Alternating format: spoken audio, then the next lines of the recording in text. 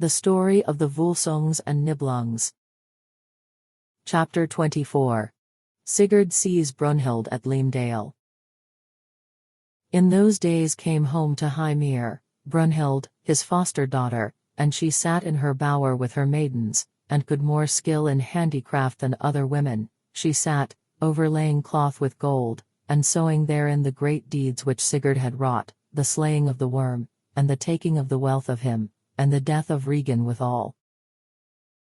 Now tells the tale, that on a day Sigurd rode into the wood with hawk, and hound, and men thronging, and when as he came home his hawk flew up to a high tower, and sat him down on a certain window.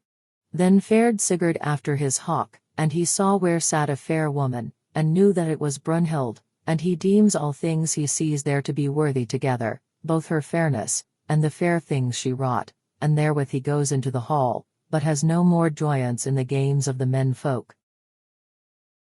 Then spake Allswit, Why art thou so bare of bliss? This manner of thine grieveth us thy friends, why then wilt thou not hold to thy gleesome ways? Lo, thy hawks pine now, and thy horse granny droops, and long will it be ere we are booted thereof?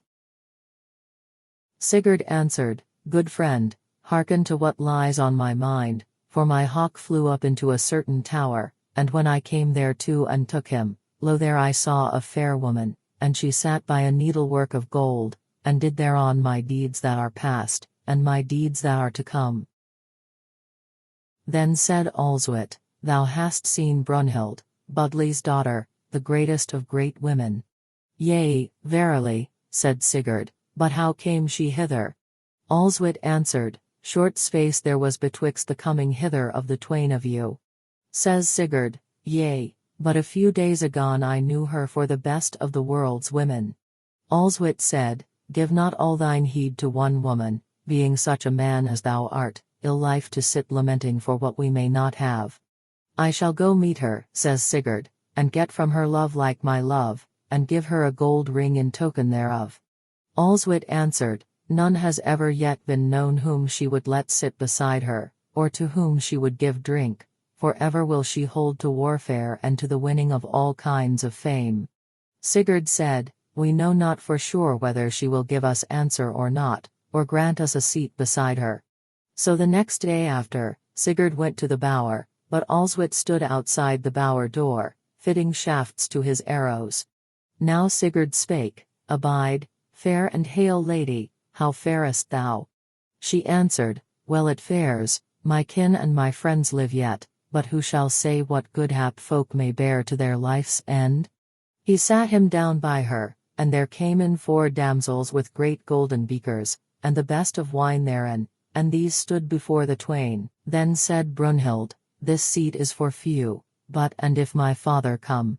He answered, Yet is it granted to one that likes me well. Now that chamber was hung with the best and fairest of hangings, and the floor thereof was all covered with cloth.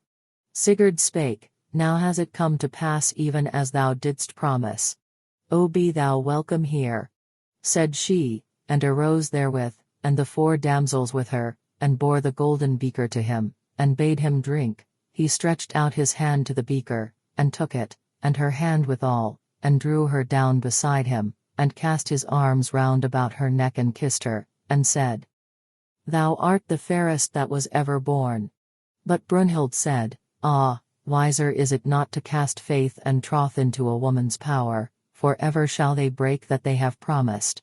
He said, That day would dawn the best of days over our heads whereon each should be made happy. Brynhild answered, It is not fated that we should abide together. I am a shield may, and wear helm on head even as the kings of war, and them full oft I help, neither is the battle become loathsome to me. Sigurd answered, What fruit shall be of our life, if we live not together? Harder to bear this pain that lies hereunder, than the stroke of sharp sword. Brynhild answers, I shall gaze on the hosts of the war-kings, but thou shalt wed Gudrun, the daughter of Giuki. Sigurd answered, What king's daughter lives to beguile me? Neither am I double-hearted herein, and now I swear by the gods that thee shall I have for mine own, or no woman else. And even such likewise spake she. Sigurd thanked her for her speech, and gave her a gold ring, and now they swore oath anew, and so he went his ways to his men, and is with them a while in great bliss. Chapter 25. Of the Dream of Gudrun, Giuki's daughter. There was a king hight Giuki, who ruled a realm south of the Rhine. 3 sons he had, thus named, Gunnar, Hugni, and Guttorm, and Gudrun was the name of his daughter, the fairest of maidens, and all these children were far before all other kings' children in all prowess, and in goodliness and growth withal. Ever were his sons at the wars and wrought many a deed of fame. But Giuki had wedded Brynhild, the wise wife. Now Budli was the name of a king mightier than Giuki, mighty though they both were, and Atli was the brother of Brynhild. Atli was a fierce man and a grim, great and black to look on, yet noble of mien withal, and the greatest of warriors. Brynhild was a fierce-hearted woman. Now the days of the Giukings bloomed fair, and chiefly because of those children, so far before the sons of men. On a day Gudrun says to her maids that she may have no joy of heart, then a certain woman asked her wherefore her joy was departed. She answered, Grief came to me in my dreams, therefore is there sorrow in my heart, since thou must needs ask thereof. Tell it me, then, thy dream, said the woman, for dreams oft forecast but the weather. Gudrun answers, Nay, no weather, is this, I dreamed that I had a fair hawk on my wrist, feathered with feathers of gold. Says the woman, Many have heard tell of thy beauty, thy wisdom, and thy courtesy, some king's son abides thee, then. Gudrun answers, I dreamed that naught was so dear to me as this hawk, and all my wealth had I cast aside rather than him. The woman said, Well, then, the man thou shalt have will be of the goodliest, and well shalt thou love him. Gudrun answered, It grieves me that I know not who he shall be, let us go seek Brynhild, for she belike will wot thereof. So they arrayed them in gold and many a fair thing, and she went with her damsels till they came to the hall of Brynhild, and that hall was dight with gold, and stood on a high hill, and when as their goings were seen, it was told Brynhild, that a company of women drove toward the burg in gilded wagons. That shall be Gudrun, Giuki's daughter, says she, I dreamed of her last night, let us go meet her. No fairer woman may come to our house. So they went abroad to meet them, and gave them good greeting, and they went into the goodly hall together, fairly painted it was within, and well adorned with silver vessel, cloths were spread under the feet of them, and all folk served them, and in many wise they sported. But Gudrun was somewhat silent.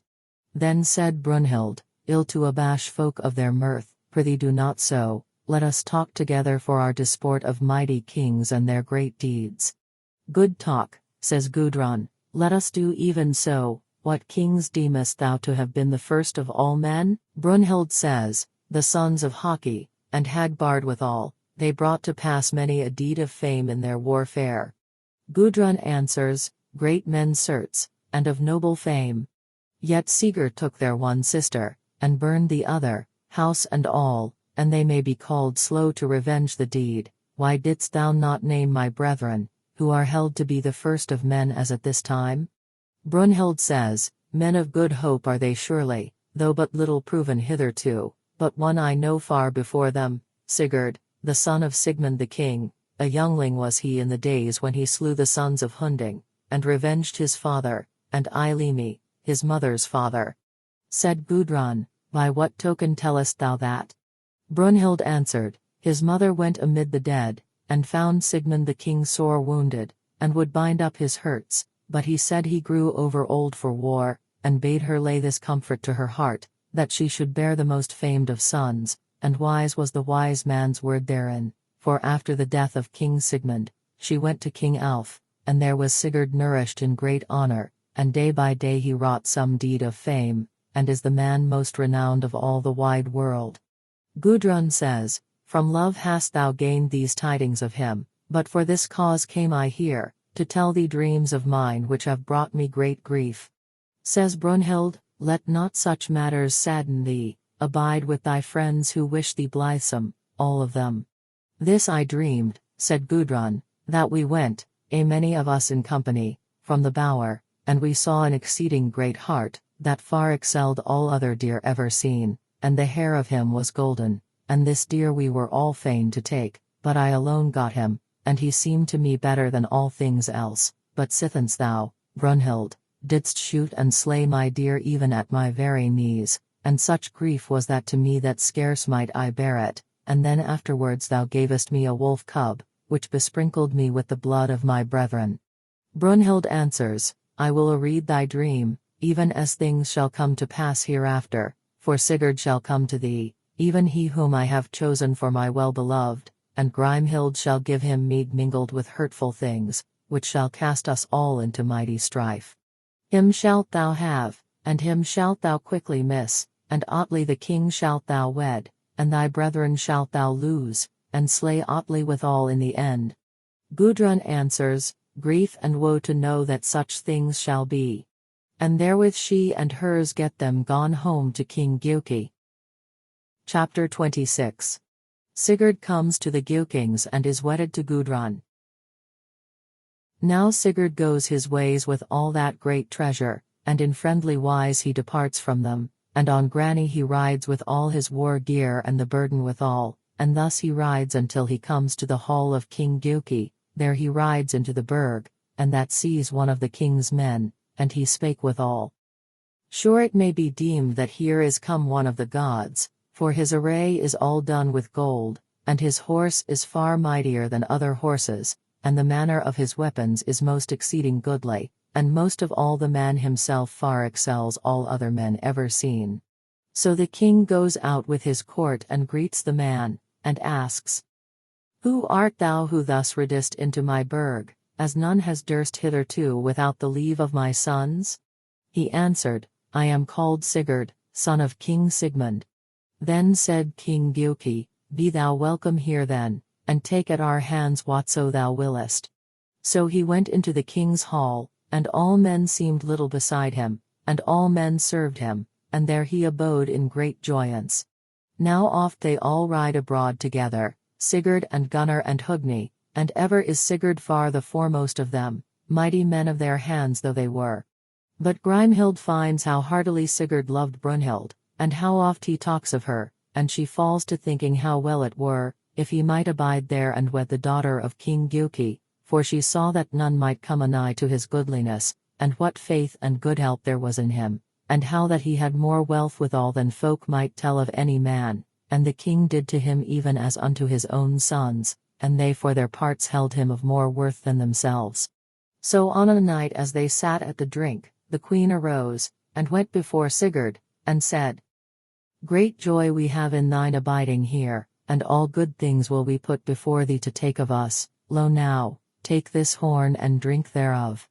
So he took it and drank, and therewithal she said, Thy father shall be Giuki the king, and I shall be thy mother, and Gunnar and Hogni shall be thy brethren, and all this shall be sworn with oaths each to each, and then surely shall the like of you never be found on earth. Sigurd took her speech well, for with the drinking of that drink all memory of Brynhild departed from him. So there he abode a while.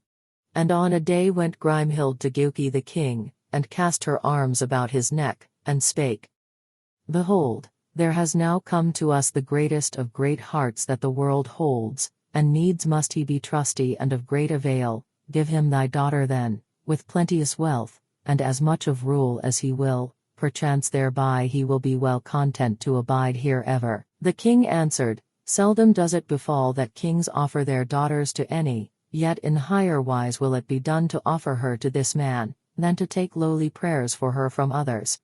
On a night Gudrun pours out the drink, and Sigurd beholds her how fair she is and how full of all courtesy. 5 seasons Sigurd abode there, and ever they passed their days together in good honor and friendship. And so it befell that the kings held talk together, and Giuki said, Great good thou givest us, Sigurd, and with exceeding strength thou strengthenest our realm. Then Gunnar said, All things that may be will we do for thee, so thou abidest here long, both dominion shalt thou have, and our sister freely and unprayed for, whom another man would not get for all his prayers. Sigurd says, Thanks have ye for this wherewith ye honor me, and gladly will I take the same. Therewith they swore brotherhood together, and to be even as if they were children of one father and one mother, and a noble feast was holden, and endured many days, and Sigurd drank at the wedding of him and Gudrun, and there might men behold all manner of game and glee, and each day the feast better and better. Now fare these folk wide over the world, and do many great deeds, and slay many kings' sons, and no man has ever done such works of prowess as did they. Then home they come again with much wealth won in war. Sigurd gave of the serpent's heart to Gudrun, and she ate thereof, and became greater hearted, and wiser than e'er before, and the son of these twain was called Sigmund. Now on a time went Brynhild to Gunnar her son, and spake, Fair blooms the life and fortune of thee, but for one thing only, and namely whereas thou art unwedded, go woo Brynhild, good rede is this, and Sigurd will ride with thee. Gunnar answered, Fair is she certes, and I am fain enow to win her, and therewith he tells his father, and his brethren, and Sigurd, and they all prick him on to that wooing. Chapter 27. The Wooing of Brynhild. Now they array them joyously for their journey, and ride over hill and dale to the house of King Budli, and woo his daughter of him. In a good wise he took their speech, if so be that she herself would not deny them, but he said withal that so high-minded was she, that that man only might wed her whom she would. Then they ride to Leamdale, and there Hymir gave them good welcome. So Gunnar tells his errand. Hymir says, that she must needs wed but him whom she herself chose freely, and tells them how her abode was but a little way thence, and that he deemed that him only would she have who should ride through the flaming fire that was drawn around about her hall. So they depart and come to the hall and the fire, and see there a castle with a golden roof ridge, and all round about a fire roaring up. Now Gunnar rode on Godi, but Hogni on Hogvi, and Gunnar smote his horse to face the fire, but he shrank aback. Then said Sigurd, Why givest thou back, Gunnar? He answered, The horse will not tread this fire, but lend me thy horse Granny. Yea, with all my good will, says Sigurd. Then Gunnar rides him at the fire, and yet nowise will Granny stir, nor may Gunnar any the more ride through that fire.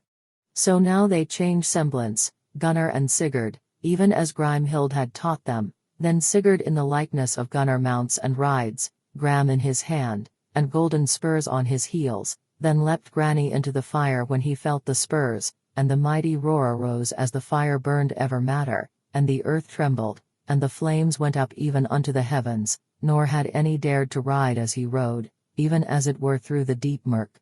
But now the fire sank withal, and he leapt from his horse and went into the hall, even as the song says. The flame flared at its maddest. Earth's fields fell a-quaking. As the red flame aloft licked the lowest of heaven. Few had been fain of the rulers of folk to ride through that flame, or athwart it to tread. Then Sigurd smote Granny with sword, and the flame was slaked. Before the king low lay the flames, before the fane of fame bright gleamed the array that Regan erst owned. Now when Sigurd had passed through the fire, he came into a certain fair dwelling, and therein sat Brynhild. She asked, What man is it? Then he named himself Gunnar, son of Gjuki, and said, Thou art awarded to me as my wife, by the goodwill and word of thy father and thy foster father, and I have ridden through the flames of thy fire, according to thy word that thou hast set forth. I wot not clearly, said she, how I shall answer thee. Now Sigurd stood upright on the hall floor, and leaned on the hilt of his sword, and he spake to Brynhild. In reward thereof, shall I pay thee a great dower in gold and goodly things? She answered in heavy mood from her seat, whereas she sat like unto swan on billow, having a sword in her hand, and a helm on her head, and being clad in a byrnie. O Gunnar, she says, speak not to me of such things, unless thou be the first and best of all men, for then shalt thou slay those my wooers, if thou hast heart thereto. I have been in battles with the king of the Greeks, and our weapons were stained with red blood, and for such things still I yearn. He answered, Yea, certes many great deeds hast thou done, but yet call thou to mind thine oath, concerning the riding through of this fire, wherein thou didst swear that thou wouldst go with the man who should do this deed. So she found that he spake but the sooth, and she paid heed to his words, and arose, and greeted him meetly, and he abode there 3 nights, and they lay in one bed together, but he took the sword Gram and laid it betwixt them. Then she asked him why he laid it there, and he answered, that in that wise must he needs wed his wife or else get his bane.